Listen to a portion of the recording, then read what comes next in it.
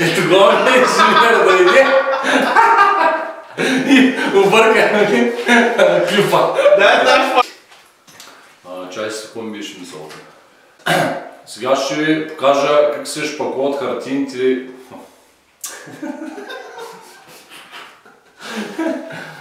Какви ста...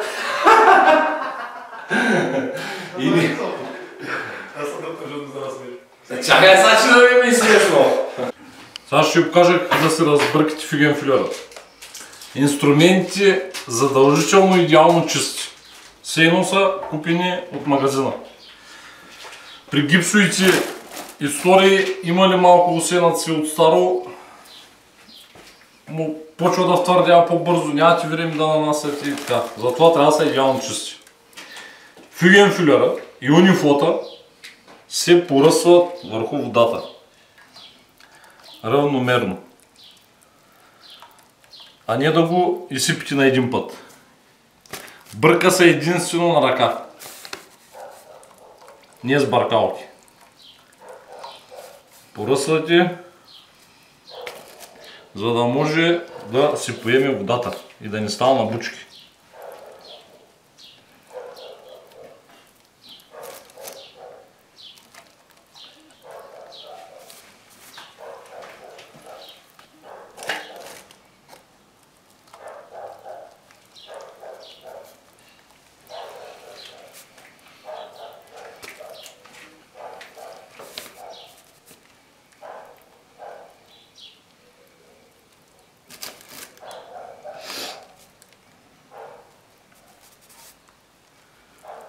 Така поръсвате. Готинко.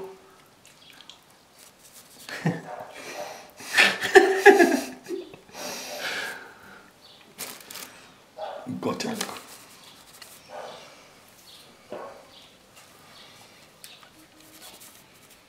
Много ръкава. Я там не. Така. Горе трябва да остане рядък слой. Леко водичка така да има. Милиметри.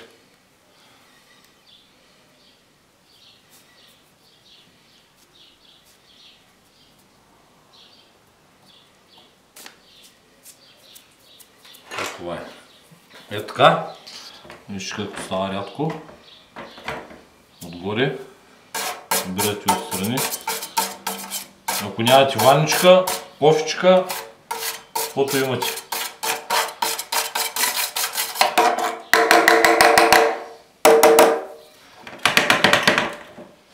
Така, трябва да посивее цялото.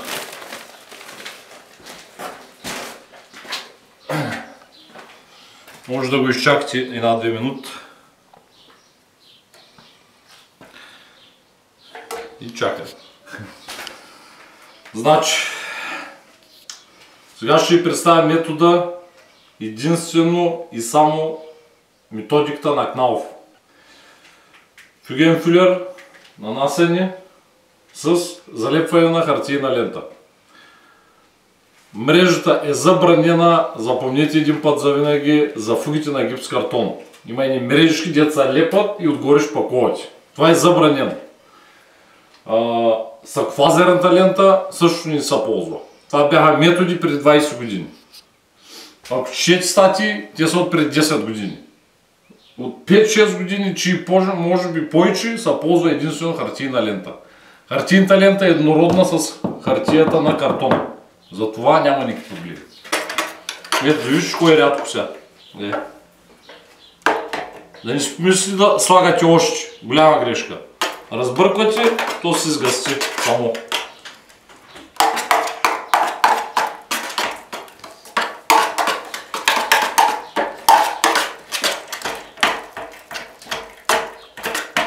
Ето как почва да сгъстя.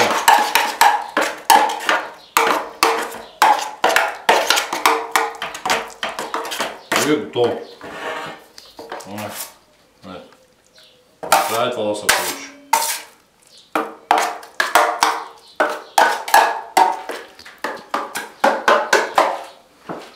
И започвате да нанасяте. Така. Това е обикновен картон. Нанасяме плътно. Ако е кналовския картон има 2 мм фаска, която е навътре.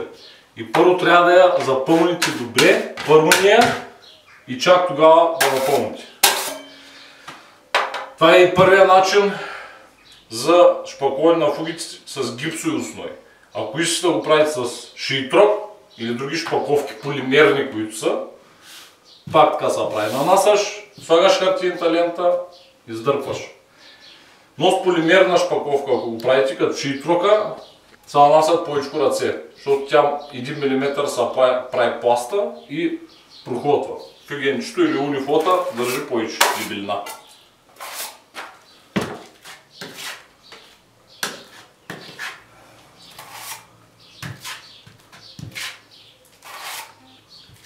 Фугите оригиналните не се грундират. Тези напречните се подрязват по 45 и се грундират. Оригиналните никога. За да не нарушите слоя между картона и фюгенфилера.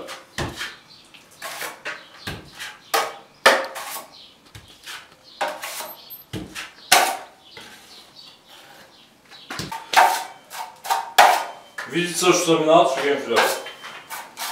Ето да видите.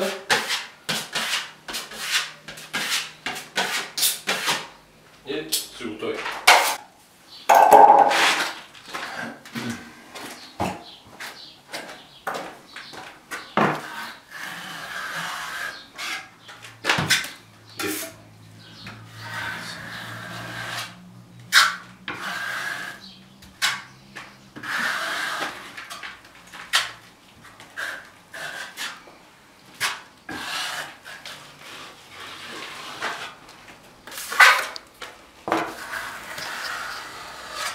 Трябва да няма никъде не празно.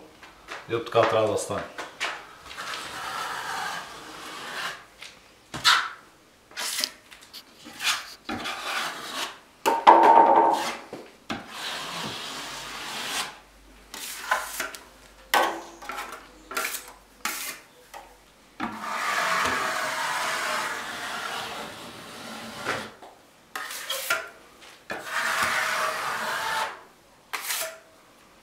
Избирайте отстрани, идеално.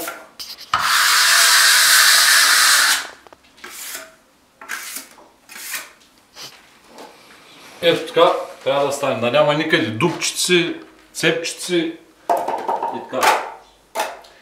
Следва хартията. Отрязали сме я на размер, взимате хартията, в средата има една ленчичка, тя се сгъва, защото тази за ъглите. Но за да слагате на правата фуга, я пригъвате. Задължително.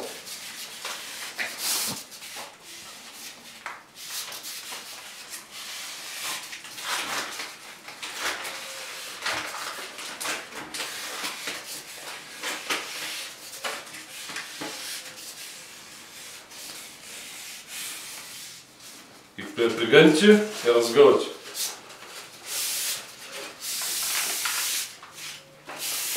Майсторе, защо се прави така? За да стане като кораб. За да стане ай така облак. И я шалите. Без да натискате. Просто се поставя.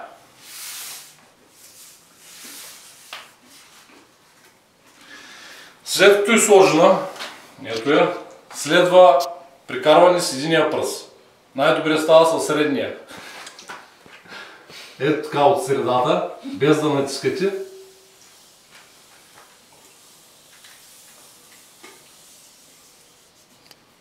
Така, като я минете с единия, два. С два пръста. За да може да изкарате въздуха. Без да натискате. Просто да я залепите. И след това 3.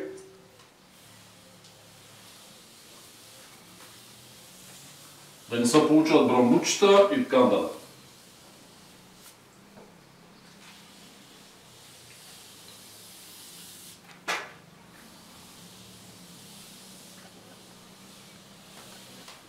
След като направите това, взимате правата, двата пръста тук и натискате да е полегнала. Когато е полегнала, тя се сгъва и обира.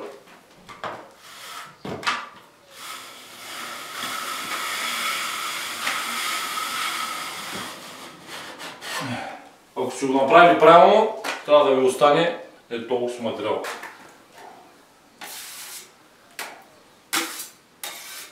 Още веднъж.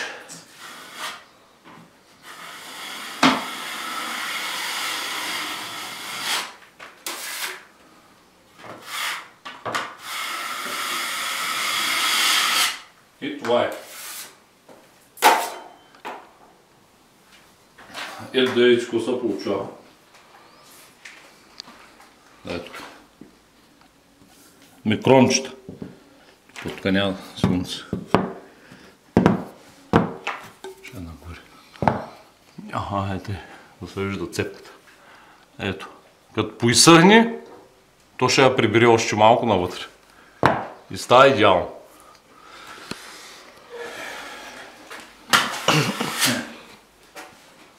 Това е.